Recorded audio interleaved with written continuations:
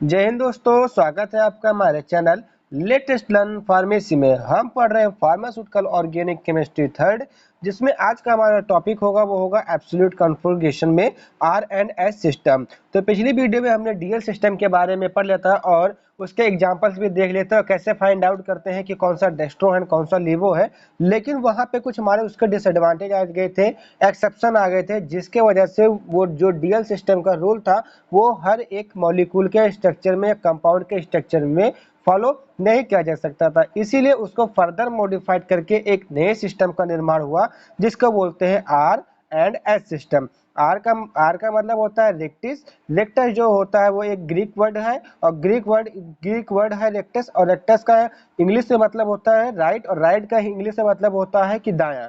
ठीक है। और एस फॉर होता है सिनिस्टर। सिनिस्टर का मतलब लेफ्ट, लेफ्ट का मतलब बायां। मतलब आर जो होगा वो हमारा पीपीएल को मतलब प्लेन ऑफ पोलराइज लाइट को राइट मतलब क्लॉकवाइज में घुमाएगा, और जो एस कन्फिग्रेशन होगा वो हमारा सिनिस्टर मतलब लेफ्ट साइड में घुमाएगा, किसको, पीपीएल को। तो आइए देख लेते हैं हम इसके बारे में क्या होता है। दिस डीएल सिस्टम है मेनी कंफ्यूजन, जैसे कि हमने पिछली वीडियो में जैसे ग्लिसरिक एसिड में हमने देखा कि जो लीवो का है वो डेस्ट्रो बता रहा है, जो डेस्ट्रो का है वो लीवो बता रहा है। तो वहां पे हमको बहुत सारी कंफ्यूजन हो गई। तो इसीलिए एक नए कॉन्फ़िगरेशन सिस्टम का निर्माण हुआ, जिसको हम किस नाम से जानते हैं, R and S configuration system. To know the nature of the molecular structure, मतलब मॉलिक्यूल के नेचर के स्ट्रक्चर के नेचर को जानने की कि वो पीपीएल को रोटेट किस डायरेक्शन में कराएगी, एंटी क्लॉकवाइज या क्लॉकवाइज। तो इसके लिए हमारा एक नया रूल आया जिससे बोलते हैं R and S system. This confirm the plane of polarized light rotated at which direction by R and S configuration। मतलब ये हमारा क्या कंफर्म करता है कि जो हमारा प्लेन ऑफ पोलराइड लाइट है वो किस दिशा में घूमेगा by the help of R and S. जैसे मैंने आपको शुरुआत में बताया कि आर का मतलब होता है रेक्टेस और रेक्टस का मतलब क्या होता है, राइट साइड। तो राइट साइड का मतलब क्लॉकवाइज। मतलब कहने का क्या है, जो मॉलिक्यूल का पीपीएल मॉलिक्यूल जो हमारा कंपाउंड होगा वो पीपीएल को मतलब प्लेन ऑफ पोलराइड लाइट को किस डायरेक्शन में घुमाएगा, राइट साइड में घुमाएगा। और एस अगर होगा तो वो लेफ्ट साइड में घुमाएगा। तो ये जो प्रोसीजर इसको किसने दिया था, आर एस कौन, सर क्रिस्टोफर इंगोल्ड एंड वी प्रीलॉन्ग ने दिया था। इनको इसीलिए इस रूल को इसीलिए किस नाम से जानते हैं, सीआईपी सिस्टम के नाम से भी जानते हैं। अभी आगे जब हम पढ़ेंगे सीआईपी सिस्टम एंड इपलिंग रूल आएगा हमारा, तो उसमें हमको यहाँ पे सीआईपी और इपलिंग रूल मतलब सीआईपी का महत्व तो क्या होता है ये हम वहाँ पे जानेंगे कि सीआईपी मैंने यहाँ पे लिखा क्यों। तो आर एस सिस्टम एक अगर लैंग्वेज में डिफाइन करना चाहें तो क्या हो सकता है, it is most simple method of assigning the configuration based on chiral carbon atom. मतलब जो हमारा कायरल कार्बन एटम है उसके आधार पे हम किसी मॉलिक्यूल या कंपाउंड के मॉलिक्यूलर स्ट्रक्चर के द्वारा ये पता कर सकते हैं विदाउट लैब मतलब विदाउट लेबोरेटरी में गए कि जो हमारा पीपीएल है वो किस दिशा में रोटेट करवाएगा उस कंपाउंड के द्वारा। तो अगर इसको आप डिफाइन करना चाहें तो three dimensional arrangement of A group of A chiral molecule. अब यहाँ पे थ्री डायमेंशनल क्यों कहा गया जबकि फिशर प्रोजेक्शन ने फोर डायमेंशन पढ़ा है। तो अभी जब हम नेक्स्ट आगे एग्जाम्पल में देखेंगे तो हमारा फोर डायमेंशनल में से जो लोअर प्रायोरिटी के ग्रुप होते हैं उनको हम अनदेखा कर देते हैं, वो हमसे दूर चले जाते हैं। तो हमारा कितना बनता है, थ्री डायमेंशनल ही बनता है बचता है। तो इसलिए इसको बोला गया three dimensional arrangement of A group of A chiral molecule. तो ये सब तो हमारे थ्योरेटिकल हो गए। ठीक है। जो मेन मतलब इसमें हमारा आएगा वो हमारा सीक्वेंस ऑफ रूल्स आएगा, उसी के आधार पे हम पूरा आर एस कन्फिग्रेशन निकालेंगे। ठीक है। Then R S nomenclature involve two step, मतलब कोई भी मॉलिक्यूल है कोई भी कंपाउंड है, ठीक है, उसमें दो बेसिक चीजें होनी जरूरी है। कौन कौन सी, पहला जो होना चाहिए जो कायरल कार्बन है वो चारों तरफ से अपने एक लिगेंड से जुड़ा होना चाहिए। कहने का मतलब क्या है, जैसे फॉर एग्जांपल के तौर पे जैसे हमारा एक कायरल कार्बन है, ठीक है, तो ये अपने चारों तरफ से किसी न किसी बॉन्डिंग से जुड़ा हो। ऐसा ना हो कि जो हमारा कार्बन केवल ऊपर नीचे है, तो ये हमारा क्या हो जाएगा, ये हमारा कॉन्फ़िगरेशन आर एस कॉन्फ़िगरेशन नहीं शो करेगा और ये वाला हमारा शो करेगा। उसी प्रकार से अगर इस तरह से है तो भी नहीं करेगा। जब तक पूरे चारों ओर से इसके special arrangement of the atom नहीं शो करेंगे तब तक क्या होगा, हम आर एस कॉन्फ़िगरेशन नहीं निकाल पाएंगे। तो ये बता रहे the four ligand attached to a chiral centre, मतलब कायरल सेंटर या कायरल कार्बन के साथ 4 लिगेंड जुड़ा होना जरूरी है। The most priority molecules have higher affinity, मतलब जो जिस जिस इस एटम का जिस मॉलिक्यूल की प्रायोरिटी जितनी ज्यादा होगी वो उसका एफिनिटी भी उतनी ज्यादा होगी। अब प्रायोरिटी कैसे निकालते हैं ये भी हम जब सीक्वेंस रूल पढ़ेंगे तो वहां पे पढ़ेंगे, एटॉमिक नंबर के आधार पे निकालते हैं, ठीक है। तो मैं आपको शुरू में बता रहा हूँ कि एटॉमिक नंबर, तो priority is more than affinity is more, ठीक है। तो यहाँ पे देखिए वे फ्लाइंग वेट फार्मूला एक में हमारा दिया है, जो कार्बन है, कार्बन से हमारे 4 स्पेशल मॉलिक्यूल जुड़े हुए हैं। अब इसको आप फिशर प्रोजेक्शन में कैसे चेंज करेंगे, अगर आपको यहाँ पे नहीं पता चल रहा है तो आप जाके, जो मैं फिशर प्रोजेक्शन पे एक पार्टिकुलर वीडियो बनाया हूँ वहां पे आप जाके देख लीजिए कि कैसे हम वेज फ्लाइंग वेट फार्मूला को हम फिशर स्ट्रक्चर में चेंज करते हैं। तो जब हमने इसका फिशर प्रोजेक्शन में चेंज किया तो हमारा A B D C इस तरह से आया, ठीक है। अब ये कैसे आया ये आपको वो वीडियो जाके देखना पड़ेगा, अगर मैं इसी वीडियो में जाता हूँ तो वीडियो बहुत लॉन्ग चला जाएगा, ठीक है। तो आप मान लीजिए कि हमारा ये ए है, इसकी प्रायोरिटी सबसे ज्यादा है, कैसे ज्यादा है, क्योंकि इसका एटॉमिक नंबर सबसे ज्यादा है। दूसरे नंबर का ये हमारा है, तीसरे नंबर का ये हमारी प्रायोरिटी है, चौथे नंबर का ये है। क्योंकि अभी मैंने जस्ट आपको बताया था कि हम जो चौथे कार्बन को होते हैं वो भूल जाते हैं, मतलब कैसे भूलते हैं। अब आगे जो दूसरा रूल कहता है वो ये कहता है कि जब हम कोई भी मॉलिक्यूल की प्रायोरिटी दे देंगे, मतलब कहने का क्या है कि जैसे ये हमारा एग्जांपल के तौर पे हमने यहाँ पे higher priority, lower priority, lower much priority, much lower priority ऐसे दे दी। जब इसको हमने नॉमिनेशन कर दिया उसके बाद क्या करना है कि जो सबसे लोवेस्ट प्रायोरिटी का ग्रुप होगा उसको हम अपने से दूर कर देंगे। अब कैसे दूर किया जाता है ये भी देख लीजिए।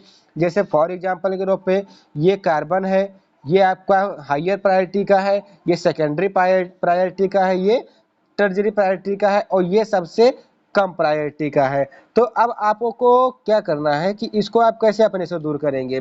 तो हायर प्रायोरिटी का ये है, तो हम जब देखते हैं जो ज्यादा जिस तरफ ज्यादा बलवान रहते हैं उसी तरफ हम जाते हैं, तो हम बलवान की तरफ गए और यहाँ से हमने देखना शुरू किया। तो जब हमने यहाँ से डिटेक्ट करना शुरू किया तो हमने क्या पाया कि ये जो मॉलिक्यूल है, ये जो ए वाला मॉलिक्यूल है, यहाँ से इसने पहले कुछ रोका, मतलब यहाँ से जब हम यहाँ से देखे तो इसको देखने के लिए कुछ रोका। देन यहाँ पर एक कार्बन आया, हमारा कायरल कार्बन। फिर कायरल कार्बन ने क्या किया, जो बची कुची मतलब जो थी हमारी बसक थी, जो खसक थी, वो क्या हुआ उसने पूरी कर दी। क्या किया इसने, इस मॉलिक्यूल को पूरी तरीके से घेर लिया, मतलब कहने का क्या, इस पर सूर्य ग्रहण लगा दिया, मतलब डी पर ग्रहण कर दिया। और ये जो यहाँ से हमको ये डी वाला मॉलिक्यूल नहीं दिख रहा है क्योंकि ये हमारे लोअर प्रायोरिटी का है, ठीक। तो ये अब हमारा नहीं दिखेगा तो हम इसको क्या करेंगे, भूल जाएंगे। तो इसीलिए हमारा जो होता है ये केवल इतना मॉलिक्यूल बचेगा। इसीलिए मैंने आपको शुरुआत में बताया कि इसको 3 डायमेंशनल बोलते हैं। अब आई होप आपको ये समझ में आया हो कि जो लोअर प्रायोरिटी के ग्रुप होते हैं उसको हम कैसे अपने आप से फार अवे कहते हैं और क्यों कहते हैं। क्योंकि जब हम यहाँ से देखेंगे तो कुछ ये रोकेगा, कुछ कार्बन रोकेगा, तो ये हमारा इनविजिबल हो जाएगा, हमको दिखाई नहीं देगा, रहेगा लाइन में ही। अब सीधी सी बात है भाई, जैसे ये देखिए ये पेन है, ठीक है। तो आप पेन के इस साइड से देखेंगे, मतलब एकदम 180 डिग्री पे इस साइड से जब देखेंगे तो क्या आपको उसकी निब दिखाई देगी, नहीं दिखाई देगी, ठीक है। अगर आप निब के तरफ से देखें तो क्या जो पीछे छेद होता है वो दिखाई देगा, नहीं दिखाई देगा। तो मतलब कहने का क्या है कि एक साइड जो उसकी होती है लोअर प्रायोरिटी की वो गायब हो जाती है। तो इसका सेकंड बेसिक रूल यही है, ठीक है। हैंस दीज फॉर्म में 3 डायमेंशनल स्ट्रक्चर, जिस कारण से 3 डायमेंशनल स्ट्रक्चर फॉर्म करते हैं। Now the rotation take place, तब जाके इसमें क्या होता है, रोटेशन प्लेस करता है। And from higher to lower, मतलब हायर एटॉमिक नंबर से लोअर एटॉमिक नंबर की तरफ में जाता है, देन हमको कॉन्फ़िगरेशन देता है। तो आई होप आपको यहाँ पे कुछ कंडीशंस पता चली गई होंगी कि कैसी कंडीशन होने चाहिए हमारे आरएस कॉन्फ़िगरेशन को निकालने के लिए। तो इसमें कुछ इंपॉर्टेंट होता है, जैसे अभी आगे जब हम पढ़ेंगे तो अगर लोअर प्रायोरिटी का ग्रुप अगर हमारा हॉरिजॉन्टल रो पर है तो उसमें कौन सा कॉन्फ़िगरेशन होगा, अगर वर्टिकल लाइन पे है तो कौन सा कॉन्फ़िगरेशन होगा। तो इसको बताने के इसीलिए मैंने इस पे इंपॉर्टेंट लिखा हुआ कि जब तक आप इसको नहीं समझेंगे तो आप उल्टा सीधा कर देंगे, एग्जाम में पक्का उल्टा सीधा कर देंगे। क्योंकि इसी में सबसे ज्यादा कंफ्यूजन हो रही है सीआईपी रूल और एपेलिंग रूल के हिसाब से हम कैसे कॉन्फ़िगरेशन निकालते हैं। और आई होप किसी ने बताया भी नहीं होगा, अदर यूट्यूबर्स ने आपको केवल डायरेक्ट उसका नॉमिनेशन बता दिया होगा। तो ये हमारी चैनल की यही खास बात है कि हम सब कुछ साथ में लेकर चलते हैं। If the molecule which are lower priority, मतलब जो लोअर प्रायोरिटी का मॉलिक्यूल है वो टॉप या बॉटम पे लगा हुआ है तो वहाँ पे CIP रूल अप्लाइड होगा। अब टॉप ऑफ राइट मतलब क्या क्या मतलब हुआ, जैसे ये आपका एक कायरल कार्बन है, ठीक है, यहाँ पर आपका मान लीजिए ए है, ये आपका डी है, ये आपका सी है और ये आपका क्या है, मतलब मान लीजिए बी है, ठीक है। तो ये क्या आपने यहाँ पे मान लिया कि इसको लोअर प्रायोरिटी का हुआ है, ठीक, तो ये लोअर प्रायोरिटी का हो गया। तो ये लोअर प्रायोरिटी का हुआ तो हमारे यहाँ पर यू वर्टिकल लाइन पे है, टॉप पे मतलब टॉप पे हो या बॉटम पे, चाहिए हमारा लोअर प्रायोरिटी का चाहिए लोअर प्रायोरिटी का हो, तो हमारा वहाँ पे कौन सा रूल लगेगा, CIP रूल लगेगा। अभी आपको जब सीक्वेंस रूल पढ़ेंगे तो आपको पता चलेगा CIP रूल हम क्यों कह रहे हैं और प्लिंग रूल क्यों पढ़ रहे हैं, ठीक है, तो इसका कन्फिग्रेशन हो जाएगा। तो अगर हमारा जो लोअर प्रायोरिटी का ग्रुप टॉप पर हो या बॉटम पे हो, वो भी वर्टिकल लाइन पे, सीधा समझ लीजिए आप कि अगर वो वर्टिकल लाइन पे है तो वहां पर हमारा CIP रूल लगेगा, और CIP का मतलब ये जस्ट हमने आपको बताया ही था, ठीक है। And according to this rule, अगर इस रूल के हिसाब से क्या होगा कि अगर वो कंपाउंड हमारा PPL को मतलब प्लेन ऑफ पोलराइड लाइट को क्लॉकवाइज घुमाता है, मतलब कहने का क्या है कि जैसे ये वाला है और इसमें हमारा रोटेशन क्या हुआ, क्लॉकवाइज रोटेशन हुआ, तो ये कौन सा कॉन्फ़िगरेशन होगा, यहाँ पर आप ध्यान रखिएगा, RC कागज से, RC कागज, RC का मतलब क्या हो जाएगा, RC का मतलब क्या हो जाएगा, R कन्फिग्रेशन, और कागज से क्या मतलब हो जाएगा, क्लॉकवाइज। तो RC कागज मतलब अगर हमारा जो प्लेन ऑफ पोलराइड है वो हमारा क्लॉकवाइज रोटेशन किया तो हमारा कन्फिग्रेशन कौन सा हो जाएगा, R कन्फिग्रेशन। और सेम इट इज अगर हमारा जो रोटेशन होगा PPL का रोटेशन होगा वो एंटी क्लॉक अगर होता है एंटी क्लॉकवाइज तो S कन्फिग्रेशन। तो एक चीज फिर से आप इसको रिवाइज कर लीजिए, अकॉर्डिंग टू CIP रूल अगर हमारा लोअर प्रायोरिटी का ग्रुप वर्टिकल लाइन पर है, चाहे वो टॉप पर हो या बॉटम पे हो, तो वहां पे CIP रूल लगता है, और CIP रूल के आधार पे अगर हमारा PPL है मतलब प्लेन ऑफ पोलराइड लाइट है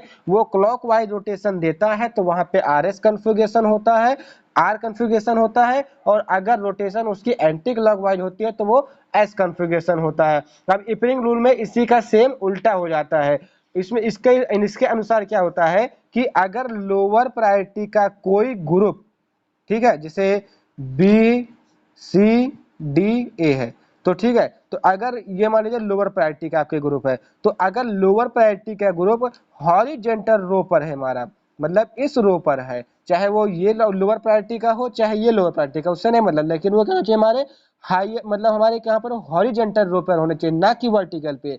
तो जब हमारा हॉरिजेंटल पर लोअर प्रायोरिटी का मॉलिक्यूल आ जाता है तो वहां पर हमारा इपलिंग रूल फॉलो होता है, और जो इपरिंग रूल होता है जस्ट CIP रूल के उल्टा होता है, मतलब अपोजिट होता है। इस रूल के हिसाब से NTR आप एक इस मतलब एक हीरो का नाम है साउथ इंडियन NTR, उससे नाम है। अब NTR का क्या मतलब हुआ, एंटी क्लॉकवाइज का मतलब R कन्फिग्रेशन, और सुप्रीम कोर्ट का मतलब S कन्फिग्रेशन के लिए क्लॉकवाइज। तो सुप्रीम कोर्ट एंड NTR आप वर्ड याद रखिएगा, एंटी का मतलब होता है एंटी क्लॉकवाइज एंड R का मतलब होता है R कन्फिग्रेशन आपका हो जाएगा। एंड सुप्रीम कोर्ट में S for S configuration and court का CI के लिए क्लॉकवाइज। तो वही मैं बता रहा हूँ, if the rotation of PPL is clockwise then on S configuration, supreme court इसका फॉर्मूला अप्लाई है। And if the rotation is anti clockwise then NTR याद रखिएगा, anti clockwise means R configuration. तो आई होप आपको CIP rule and इपलिंग rule आपको समझ में आया होगा। जब अभी हम एग्जांपल सॉल्व करेंगे तब इसका हमारा वो आ जाएगा। अब आता है इस RS सिस्टम की पूरी जान, मतलब जो इसकी मतलब इस वीडियो की पूरी जान क्या है, ठीक है। तो सीक्वेंस रूल, तो सीक्वेंस रूल्स में पहला रूल जो हमारा वो क्या है, when the different atom are attached to the chiral center the priority is assigned based on their atomic number। शुरुआत से मैं आपको बता रहा हूँ कि जो प्रायोरिटी होगी हम उसको एटॉमिक नंबर के आधार पर देंगे।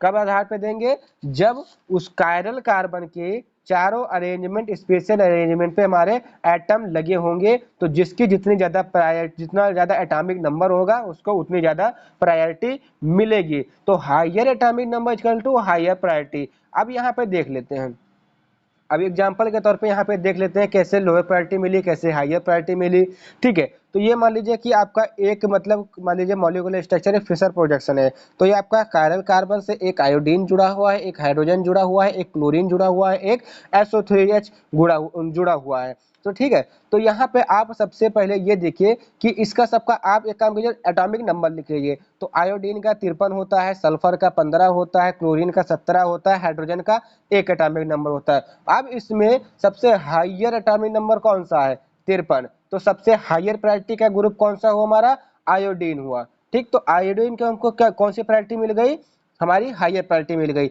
अब देखते हैं कि 53 से एटॉमिक नंबर 53 से नीचे के एटॉमिक नंबर कौन सा है, तो यहाँ पे आपको 17 मिल रहा है। तो 17 आपने यहाँ पे देखा, तो 17 आपका सेकंड प्रायोरिटी का हुआ। अब 17 के बाद 15 आता है, थर्ड प्रायोरिटी का हुआ। उसके बाद हाइड्रोजन, क्योंकि हमने रूल में पढ़ा था कि जो हमारे लोअर प्रायोरिटी के ग्रुप होते हैं उसको हम फार अवे कर देते हैं, मतलब अपने से दूर कर देते हैं।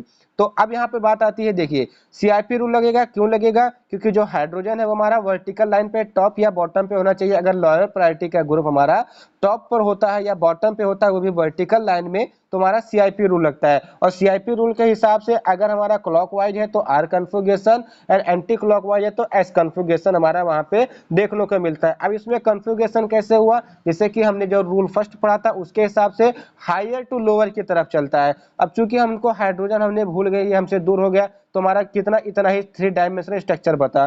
तो 53 से हम 17 की तरफ जाएंगे, तो पहला जो हमारा रोटेशन होगा पहले 53 से 17 की, मतलब आयोडीन से क्लोरीन की तरफ होगा, देन क्लोरीन से हमारे SO3H की तरफ होगा। तो अब यहाँ पे देखिए कि ये जो रोटेशन बन रही है हमारी किस तरफ से बन रही है, एंटी क्लॉकवाइज। और यहाँ पे हाइड्रोजन क्या है आपके वर्टिकल लाइन पे, वो भी टॉप पोजीशन पे बैठा है, तो यहाँ पे सीआईपी रूल लगेगा। और सीआईपी रूल के आधार पर अगर हमारा एंटी क्लॉकवाइज रोटेशन देता है, मतलब पीपीएल को एंटी क्लॉकवाइज घुमाता है, तो वहां पर हमारा एस कन्फिगरेशन हो जाएगा, because hydrogen atom placed on top vertical. तो मैंने आपको बताया कि इसलिए यहाँ पे सीआईपी का रूल लगेगा।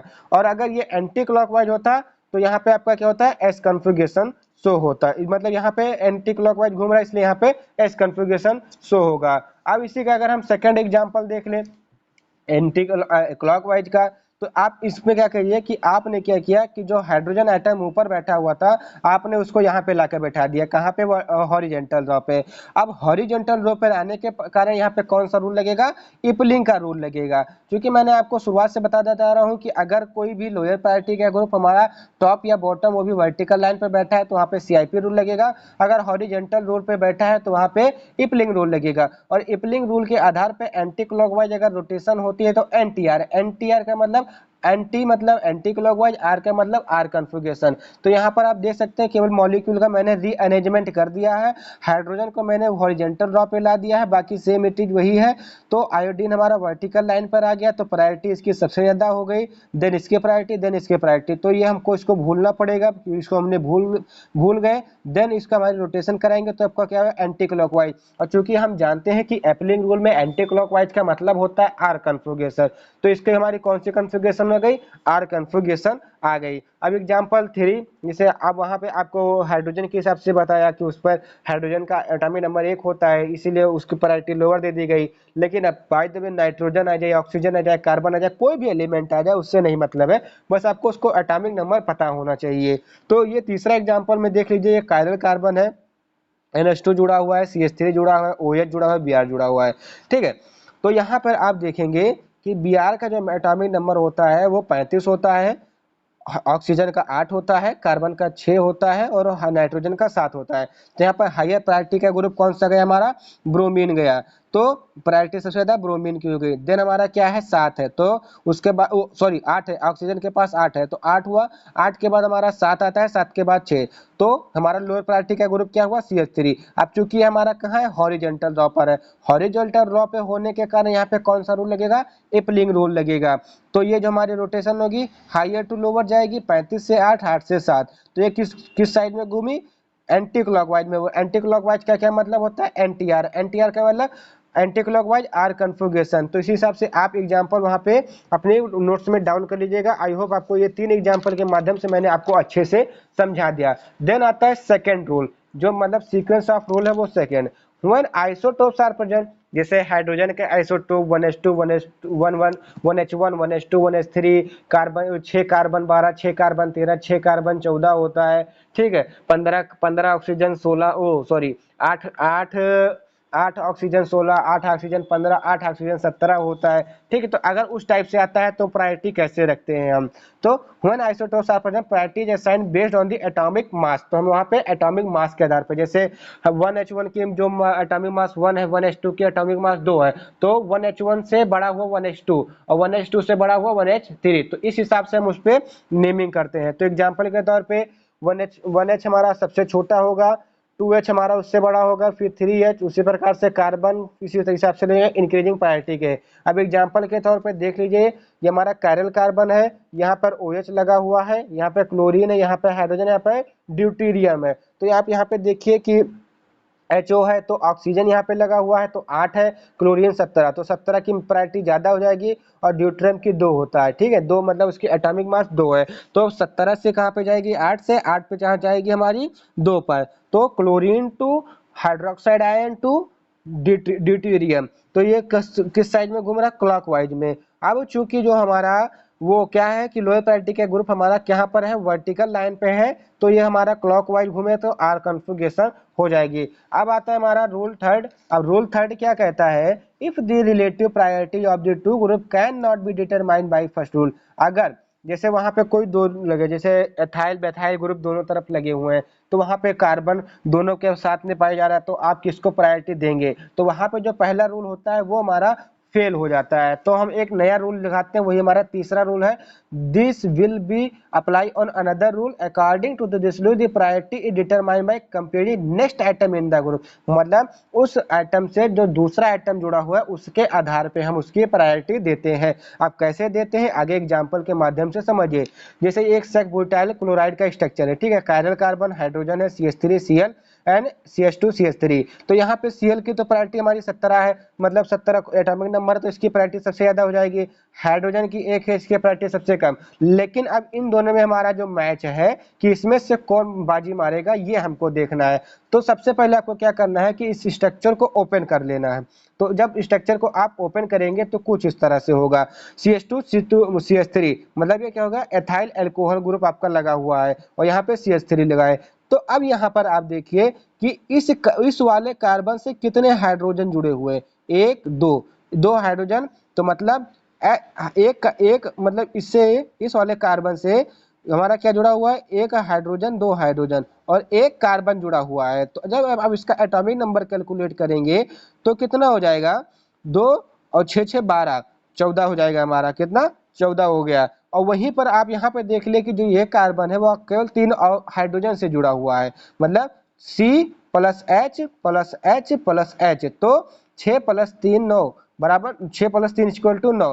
तो इसकी जो प्रायोरिटी होगी एटॉमिक नंबर के हिसाब से प्रायोरिटी C2H5 मतलब CH2CH3 के प्रायोरिटी ज्यादा हो जाएगी एज कम्पेयर टू CH3, क्योंकि इसका एटॉमिक नंबर कम आ रहा है। तो अब हमको तो पता चल गया कि जो मेन प्रायोरिटी पहली प्रायोरिटी वो क्लोराइड के साथ है, दूसरी प्रायोरिटी C2H5 के साथ है, तीसरी प्रायोरिटी CH3 के साथ है और चौथी प्रायोरिटी हमारे हाइड्रोजन के साथ है। तो आप क्या करेगा कि आप रोटेशन दे देंगे, हाइयर टू लोअर की तरफ से क्लोरीन है तो हमारा इस तरफ से जाएगा, क्योंकि जो हाइड्रोजन है हमारा लोअर प्रायोरिटी का ग्रुप है, लोअर प्रायोरिटी के ग्रुप आपके वर्टिकल लाइन पे लगे हुए, तो यहाँ पे CIP का रूल होगा और ये हमारा जो क्लॉकवाइज डायरेक्शन में घूम रहा है तो इसलिए हमारा आर कन्फिगरेशन हो जाएगा, ठीक है। देन हमारा नेक्स्ट आता है, नेक्स्ट एग्जांपल अगर हम देखते हैं तो क्या होता है, जैसे यहाँ पर ऑक्सीजन आ गया, जैसे वहां पे एथाइल अल्कोहल मेथाइल था, लेकिन अब बीच में जैसे कोई दूसरा कंपाउंड CH2OCH3 आ गया, ठीक है, तो आप यहाँ पे किसकी प्रायोरिटी आप ज्यादा देंगे, ब्रोमीन की तो कंफर्म है 53 हमारा, मतलब सॉरी 35, तो ठीक है, तो इसकी प्रायोरिटी सबसे ज्यादा होगी, ठीक है। मतलब कहने का है, इस एग्जांपल से आप ये समझ सकते हैं कि अगर कोई स्पेशल अरेंजमेंट में मॉलिक्यूल हमारे पीरियोडिक टेबल से अकेले बैठा है तो उसकी प्रायोरिटी सबसे ज्यादा होगी एज कम्पेयर टू अगर कोई फंक्शनल ग्रुप उसमें लगे हुए हैं। तो हाइड्रोजन की भी हमारी सबसे लो हो जाएगी, ये भी पता चल गया। अब बात आती है CH3 CH2OCH3 में कौन की प्रायोरिटी सबसे ज्यादा होगी। तो देखिए इस मॉलिक्यूल के स्ट्रक्चर को आप ओपन कर लीजिए, तो जब आप ओपन करेंगे तो देखेंगे कायरल कार्बन है, कायरल कार्बन से हमारा CH2CO मतलब CH3 जो है, तो CH2 ये आया, फिर ऑक्सीजन, फिर CH3। तो यहाँ पर आप देख सकते हैं कि यहाँ पर ये वाला जो कार्बन है ये कहाँ पर एक ऑक्सीजन से जुड़ा हुआ है और दो हमारे किससे जुड़े हुए हैं, हाइड्रोजन से। तो कितना हुआ हमारा, ऑक्सीजन का 8 होता है और 6 2 8 और 7 15, तो इसका जो हमारा हो गया 15। अगर यहाँ वाला भी जोड़ ले तो कितना हो जाएगा, 6 तो 9, 15 9 24 हो जाएगा। और वहीं अगर हम CH3 में देखें तो 6 3 9, तो इसका मतलब 15 बड़ा है या 9 बड़ा है, ठीक है, वो 15 सॉरी 24 बड़ा है या 9 बड़ा है, 24, तो 24 हमारा यहाँ पर हो जाएगा, 9 हमारा यहाँ पर हो जाएगा। तो ठीक है, आप यहाँ पर आप समझ गए कि हमारा जो क्लोरीन के बाद क्या, ब्रोमीन के बाद क्या आएगा हमारा, ये वाला आएगा, मतलब दूसरा 24 वाला। तो ये हमारा रोटेशन एंटी क्लॉकवाइज में घूमेगी और चूंकि जो हमारा लोअर प्रायोरिटी का ग्रुप है वो हमारा हॉरिजॉन्टल रो पर है, तो इसलिए यहाँ पर इपलिंग का रूल फॉलो होगा। तो इपलिंग का रूल फॉलो होगा तो एंटी क्लॉकवाइज के लिए आर कन्फिगरेशन हो जाता है। ठीक है, अब चौथा रूल क्या कहता है, if the molecular structure have double bond और ट्रिपल बॉन्ड, अगर किसी मॉलिक्यूलर स्ट्रक्चर के पास डबल या ट्रिपल बॉन्ड है तो क्या करेंगे, तो इसमें सीधे सीधा मतलब होता है कि अगर कार्बन से कोई भी एटम डबल बॉन्ड से जुड़ा हो तो उसकी गिनती हम 2 बार करेंगे, ट्रिपल बॉन्ड से जुड़ा है तो उसकी गिनती हम 3 बार करेंगे। ठीक है, तो आइए एग्जांपल क्या समझते हैं, जैसे COOH है, ठीक है, और यहाँ पे CHO है, तो अब क्या करेंगे कि COOH को आप खोल के लिख लीजिए, आपने यहाँ पे खोल के लिख दिया तो COH, तो यहाँ पे 2, तो यहाँ पे ऑक्सीजन को हम 2 बार गिनेंगे, तो यहाँ पे पहली बार 16 हो जाएगा, यहाँ पे 6 7, ठीक है, तो इस मतलब 8 ये हो जाएगा। तो आप अगर जोड़ेंगे इसके मुकाबले में और CHO को जब देखेंगे तो यहाँ पे तो इसको ऑक्सीजन के 2 बार, तो एक ऑक्सीजन ने टाई कर दिया, मतलब ये वाले ऑक्सीजन को ये वाले ऑक्सीजन ने टाई कर दिया, अब बचा यहाँ पर एक ऑक्सीजन, तो एक ऑक्सीजन यहाँ पे 8 है, यहाँ पर 1 9 और 6 15, और यहाँ पे कितना कार्बन बचा, हाइड्रोजन बचा, तो आपका कितना हुआ 6 1 7 ही हुआ। तो हमारा ये वाला प्रायोरिटी सबसे ज्यादा गई, तो COOH की priority as compare to CHO के ज्यादा हुई। तो हमारा जो OH है पहली प्रायोरिटी का गया और हाइड्रोजन है लोअर प्रायोरिटी गया, तो यहाँ पर हाइड्रोजन जो है लोअर प्रायोरिटी का जो ग्रुप है वो कहाँ पे आपका हॉरिजॉन्टल रो पे बैठा हुआ है, इसलिए यहाँ पे CIP का रूल लगेगा। तो आप यहाँ पे जो आपकी रोटेशन हो रही है एंटी क्लॉकवाइज, इसलिए इस पर यहाँ पर आर कन्फिगरेशन हो गए। अब हमारा आता है सबसे आखिरी रूल, एक मिनट देख लें, आखिरी रूल ही है, हाँ आखिरी रूल है, तो ये कहता है if 2 chiral carbon are present, अगर बीच में 2 कायरल कार्बन प्रेजेंट है तो क्या होगा, किस प्रकार से हम उसकी कन्फिगरेशन निकालते हैं। जैसे एग्जांपल के तौर पर ये टार्ट्रिक एसिड का है, ठीक है, तो इसको आप क्या कर देंगे, 2 पार्ट में डिवाइड कर लेंगे। ये वाला पार्ट मतलब कहने का क्या है, जैसे यहाँ पे जैसे वहां पे कॉपी में नहीं, मतलब कि आपको नोट्स भी देना है इसलिए वहां पे नहीं, ये देखिए सॉरी, ठीक ये वाला है हमारा स्ट्रक्चर है, यार बगल में पटाखा दग रहा है, ठीक है, तो आप इसमें क्या करेंगे कि एक बार इस वाले मॉलिक्यूल को उठा लेंगे, ठीक है, ऐसे एक मॉलिक्यूल आप ऐसे बना लेंगे, ठीक, तो इतना आपका आ जाएगा। तो यहाँ पे आपका क्या आ जाएगा COOH C, और यहाँ पर आपका क्या आया COOH, मतलब कहने का क्या है, जब आपने इसको छोड़ा तो यहाँ पर आपका OH आया, यहाँ पे आपका H आया, अब यहाँ पर क्या बच रहा है आपका ये वाला पूरा मॉलिक्यूल का आप उतार लीजिए, तो CHOHNCOOH, तो वही हिसाब से आप इसको 2 पार्ट में डिवाइड कर लीजिए। तो ऊपर वाला का ये मतलब COOH कायरल कार्बन, फिर CHOH COOH, मतलब CHOH एंड COOH। अब दूसरा अगर आप नीचे वाले को अगर लिखेंगे तो इस हिसाब से, मतलब ऊपर आपका क्या जाएगा ये पूरा मॉलिक्यूल CHOH COOH, फिर कायरल कार्बन, फिर OH फिर COH। अब यहाँ पर आपको दोनों की कन्फिगरेशन दे देनी है, कैसे कन्फिगरेशन आएगी यहाँ पे, तो आप यहाँ पे देखिए कायरल कार्बन है, हाइड्रोजन आपका लोअर प्रायोरिटी का जाएगा, अब यहाँ पर आपका 2 ऑक्सीजन लगे हुए हैं प्लस CHOH लगा है, तो इसकी प्रायोरिटी सेकंड चली जाएगी और इसकी प्रायोरिटी फर्स्ट चली जाएगी, इसकी प्रायोरिटी थर्ड, इसकी प्रायोरिटी फोर्थ, मतलब तो आपका कहाँ से घूमेगा, ये यहाँ से होते हुए ऐसे घूमेगा, तो ये यहाँ से होते हुए ऐसे घूमा, यहाँ पे देख लीजिए, तो इसकी जो कन्फिगरेशन कैसी हो जाएगी, हाइड्रोजन एटम आपका हॉरिजॉन्टल रो पे बैठा हुआ है और ये किस एंटी क्लॉकवाइज में, तो इसकी कन्फिगरेशन आर कन्फिगरेशन हो जाएगी। और वहीं पर दूसरे मॉलिक्यूल में मतलब नीचे वाले मॉलिक्यूल में आप जब देखेंगे तो ये हमारा क्या है, यहाँ पे पहली प्रायोरिटी का, ये दूसरी प्रायोरिटी का, ये तीसरी प्रायोरिटी का, तो इसमें भी आप क्या देखेंगे कि इस हिसाब से घूम रहे, मतलब जो रोटेशन हो रही है वो हमारी एंटी क्लॉकवाइज हो रही है, तो एंटी क्लॉकवाइज होने के कारण यहाँ पे भी हमारा आर कन्फिगरेशन हो जाएगा। तो हमारे यहाँ पे कौन सी कन्फिगरेशन मिली, आर कन्फिगरेशन। तो आई होप कि आपको आरएस सिस्टम पूरा समझ में आया होगा। वीडियो थोड़ी लेंथी चली गई है क्योंकि मैंने आपको एग्जाम्पल के माध्यम से अधिक समझाने की कोशिश की है। अगर आपको वीडियो समझ में आया हो तो चैनल को सब्सक्राइब कर दीजिए, वीडियो को लाइक कर दीजिए एंड कमेंट करके हमको जरूर बता दीजिएगा कि आपको जो वीडियो है कैसी लग रही है। Thank you for watching the video and फटाफट चैनल को सब्सक्राइब कर दीजिए एंड बेल आइकन दबा दीजिए, जिससे कि आने वाली हमारी जो वीडियो हो आपके पास खटाक से नोटिफिकेशन पा जाए और आप महान ज्ञानी बन जाएं। Thank you for watching the video from the latest learn pharmacy.